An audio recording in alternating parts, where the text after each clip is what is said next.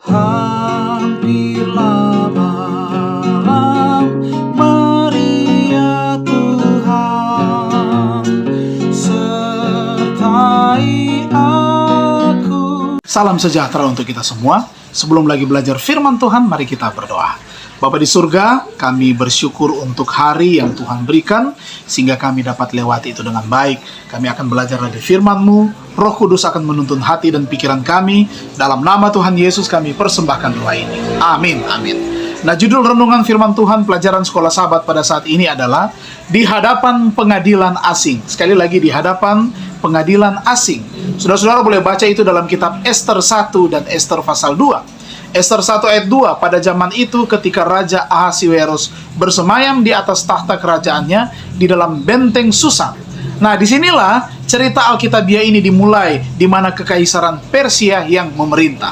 Dalam pasal 1 ini, Ratu Wasti tidak disukai oleh raja, dan ini menuntun raja itu mencari ratu yang lain, seseorang yang akan menggantikan Ratu Wasti yang tidak lagi disukai. Nah, dalam konteks inilah Ester dan pamannya Mordekai muncul pertama kali.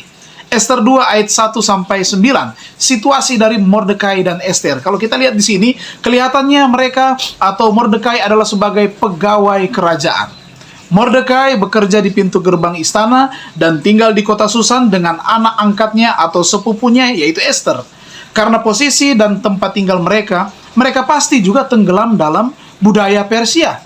Paling tidak, ini adalah alasan mengapa Ester dipilih untuk dihadapkan kepada raja. Ester 2 ayat 8, setelah titah dan undang-undang raja tersiar dan banyak gadis dikumpulkan di dalam benteng Susan di bawah pengawasan Hegai, maka Ester pun dibawa masuk ke dalam istana raja di bawah pengawasan Hegai, penjaga para perempuan. Kalau kita baca dalam Ester 2 ayat 10 dan juga ayatnya yang ke-20, nah Ester tidak memberitahukan asal-usulnya sebagaimana nasihat daripada pamannya Mordekai. Walaupun ayat ini tidak memberikan alasan yang jelas, ya, tidaklah sukar untuk menebaknya. Kita akan lihat sebagai orang asing di sebuah kebudayaan dan agama asing, mereka bisa saja dimusuhi. Nah, dalam hal ini mereka berlaku bijak, yaitu berlaku bijak dengan merahasiakan latar belakang bangsa dan keluarga mereka. Kita pun demikian, sebaiknya tidak juga berterus terang untuk latar belakang kita dalam situasi-situasi tertentu, oleh karena kita berlaku bijak untuk merahasiakannya agar ada pekerjaan Tuhan yang akan lebih lancar untuk dilaksanakan. Itulah pengalaman Ester di hadapan pengadilan asing bersama dengan pamannya Mordekai. Mari kita tunduk kepala dan kita berdoa. Terima kasih Tuhan, kami boleh belajar firman-Mu pada saat ini. Berkatilah semua umat-umat Tuhan yang sudah beribadah bersama-sama pada saat ini. Kami boleh mendapatkan istirahat yang tenang pada saat ini, dan biar kiranya kekuatan iman menjadi bagian kami. Semua umat Tuhan diberkati dengan berkat melimpah.